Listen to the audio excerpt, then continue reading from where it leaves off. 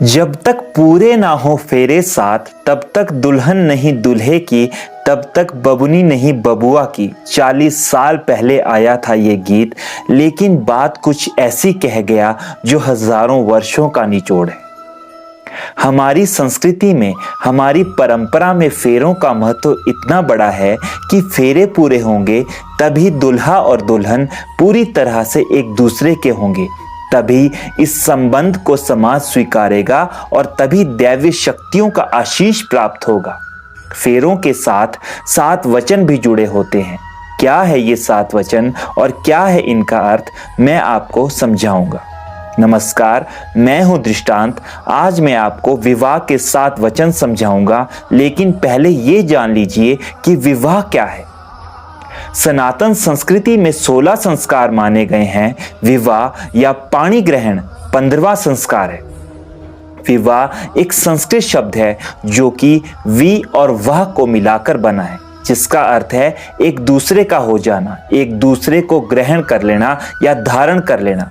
और पाणी ग्रहण का अर्थ है पानी यानी हाथ, एक दूसरे का हाथ ग्रहण करना, एक दूसरे का हाथ हमेशा के लिए थाम लेना, ताकि विवाह का यह बंधन 7 जन्मों तक अटूट और अक्षय बना रहेगा।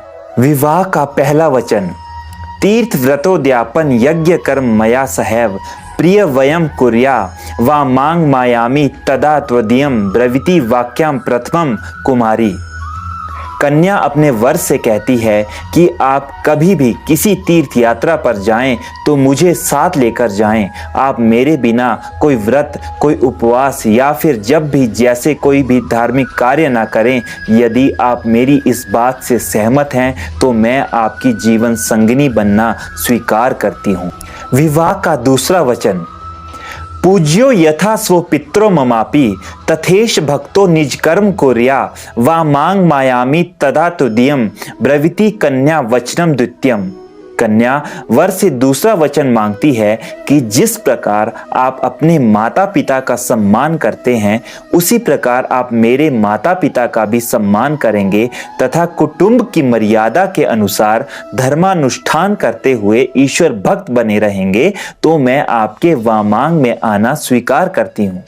यहाँ इस वचन के द्वारा कन्या की दूरदृष्टि का आभास होता है।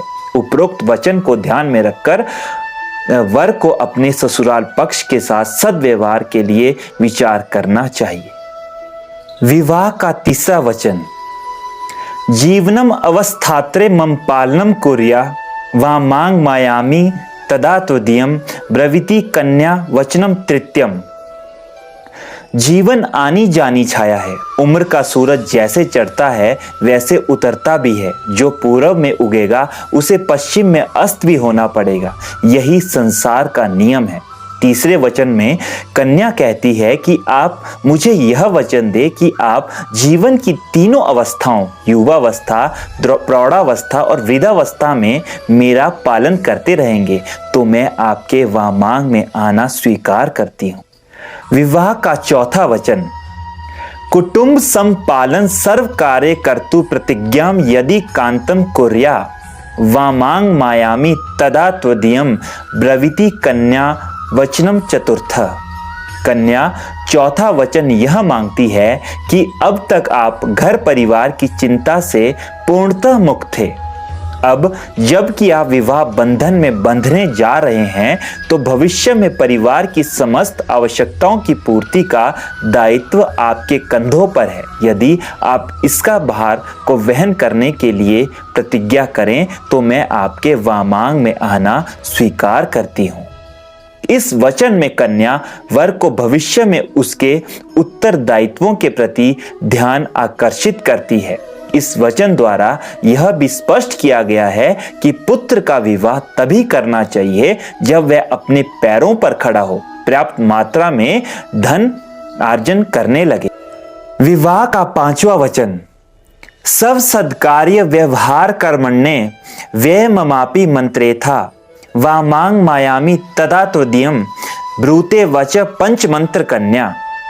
इस वचन में कन्या जो कहती है वह आज के परिप्रेक्ष्य में अत्यंत महत्व रखता है।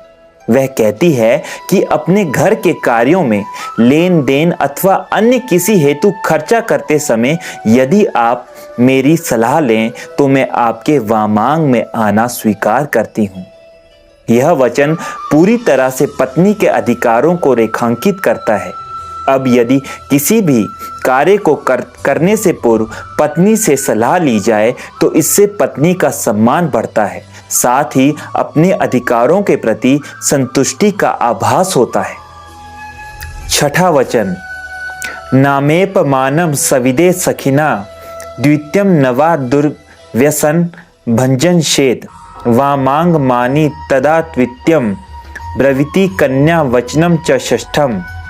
कन्या कहती है कि यदि मैं अपनी सखियों अथवा अन्य स्त्रियों के बीच बैठी हूँ तब आप वहाँ सबके समक्ष किसी भी कारण से मेरा अपमान नहीं करेंगे। यदि आप जुआ अथवा अन्य किसी प्रकार के दुर्व्यसन से अपने आप को दूर रखें तो ही मैं आपके वामांग में आना स्वीकार करती हूँ।